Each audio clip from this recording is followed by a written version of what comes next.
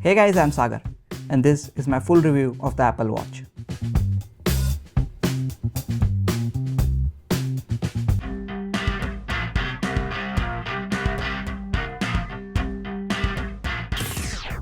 All the smartwatches are built around the idea of making it easier and faster to view your notifications from your smartphone, and also to give you some extra features while doing so.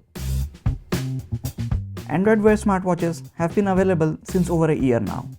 But if you had an iPhone and wanted a smartwatch to go along with it, then the only option you had was to go with Pebble Time.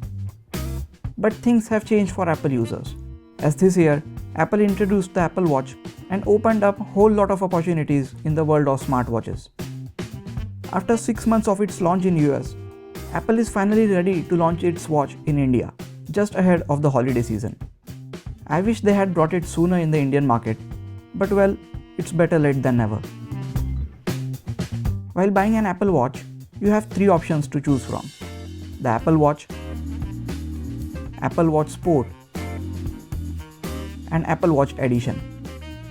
Difference in these 3 options is just the materials they are made of and the bands. No matter which Apple Watch you buy and the amount you pay for it, they all do the same thing. Every watch comes in 2 sizes, 38mm and 42mm. There are a wide variety of bands available for you to choose from, so that you can go with the one which suits you the best. I went with the 42mm Space Grey Apple Watch Sport. I could not justify spending anything above this because the features and functionality remain exactly the same even if I choose a higher priced Apple Watch. I am not a big fan of rectangular watches. The Moto 360, both old and new, according to me is the best looking smartwatch in the market. That being said, I am starting to like the design of the Apple Watch. The build quality is amazing, and small things like swapping out the bands is just as simple as pressing a button. We have 2 physical buttons on the watch, one of which is the power button and the other one Apple is calling the digital crown. This digital crown allows you to navigate around the screen without your fingers blocking it. It's actually nice that Apple has added this crown to the watch and have built a user interface which takes its advantage in navigating around the screen. The digital crown is very smooth and it also doubles as a home button.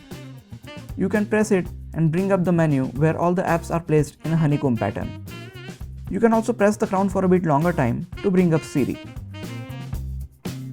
The 42mm Apple Watch has a 1.5-inch AMOLED display with a resolution of 312 by 390 pixels.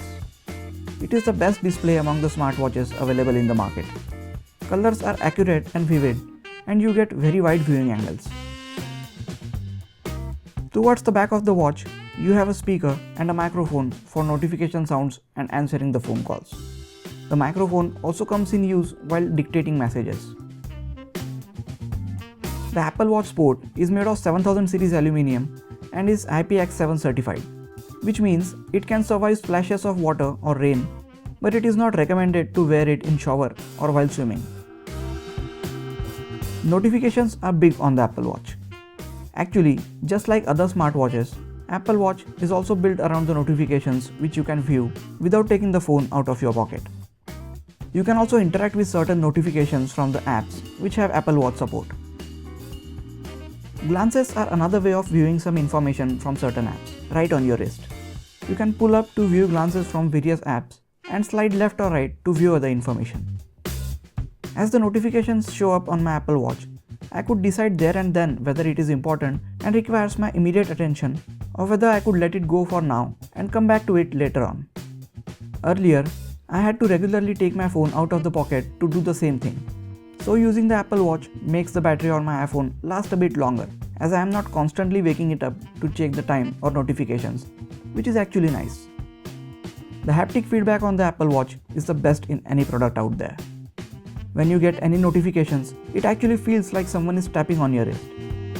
This watch also has the best gyroscope built into it. It is very good at knowing when I am looking at it and it lights up the screen. And just as I turn my wrist back, the screen goes black. I have used the Moto 360 before this, and sometimes I had to turn my wrist 2-3 times just to check the time. Force touch is a whole new way to interact with your devices. It is like having an invisible button. You can tap the screen to perform a specific action, and you could apply a little extra pressure, or what Apple calls force touch the same screen, and another action could be performed. It is great to see such technology in so small device, but it is not very well integrated at this moment. In certain apps, you could force touch the screen to access the hidden menus or buttons, but in some other apps, force touch does nothing. I still like this feature and see it coming into play more and more in the next versions of the watchOS. Let's talk about the apps. By pressing the digital crown, you come to the home screen with all your apps. The thing about any app on the Apple Watch is that they are very slow and cumbersome to navigate through. I honestly prefer to take out my phone and do a specific task in few seconds rather than waiting for the app to open and going through the hassle of navigating on the tiny screen. With watchOS 2, native apps were supposed to be available for the Apple Watch, which would speed things up a bit. Some of the apps now load up faster than before, but the overall quality and experience of the apps remains the same. We have pre-installed watch faces from Apple. Some of the elements could be customized, but after a while, you get bored with the available options. Unlike on the Android Wear, here you can't buy third-party watch faces from the App Store. With watchOS 2, Apple brought a few new watch faces and an option to use any image as a watch face, which is good. But it again has limitations. With custom images, you can't add any complications to the watch face. All you get is the day, date, and time. One of the best features of the Apple Watch is health tracking. It counts the number of steps you take, the calories you burn throughout the day, measures your heart rate every 10 minutes, and reminds you to stand up and be active for at least 1 minute of every hour. It is the most accurate health tracker among all the smartwatches. With all this going on, I initially thought that the battery on the Apple Watch would barely last for a day, but I was wrong. The battery is enough to last for 1.5 days, and on some days with less notifications, it can even last for 2 days on a single charge. Charging the watch is very simple. The charging cable magnetically attaches to the back of the watch, and in little over an hour, the watch is completely charged. The watch gets a bit warm while charging, but it is nothing to worry about.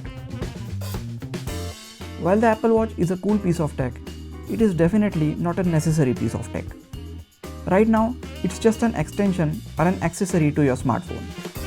Other than watching time, checking notifications, and tracking my health data, I don't really use it for anything else.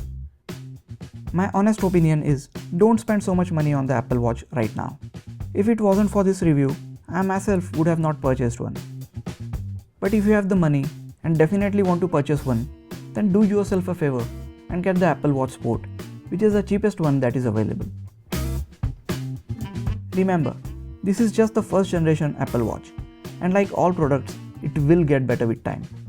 So, maybe the next Apple Watch or the one after that could be the one you definitely want to buy. That is it for this video, guys. Please hit the like button if you enjoyed this video, and also subscribe to my channel for more cool videos like this. You can also check out some of the other videos on my channel. This is Sagar, and I'll see you guys in the next video. Take care.